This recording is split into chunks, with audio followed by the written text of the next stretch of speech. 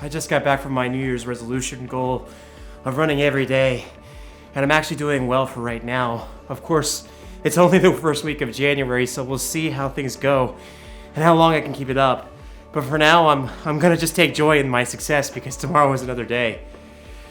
My point is, forming a good habit is really hard. It takes a lot of time, discipline, and determination to change your life.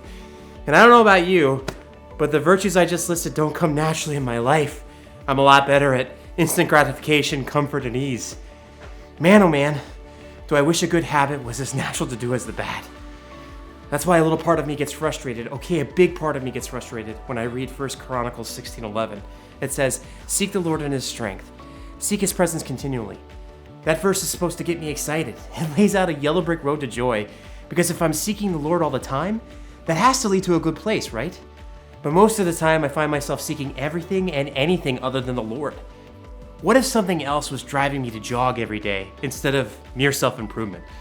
What if I was out there because I love my wife, and me being healthy brings her joy, and that in turn brings joy back to me? What if I open my Bible more often and pray more often because I love the Lord, and I want to do things that bring him joy? Not because I'm checking it off the list, but because he wants to spend time with me. Because I can guarantee he is seeking you and me continually, even when we aren't. That's how much he loves us, and he knows the best place for us to be is seeking him too. Because there's no one, no thing, nothing on this side of heaven or on the other side that's better for you and me.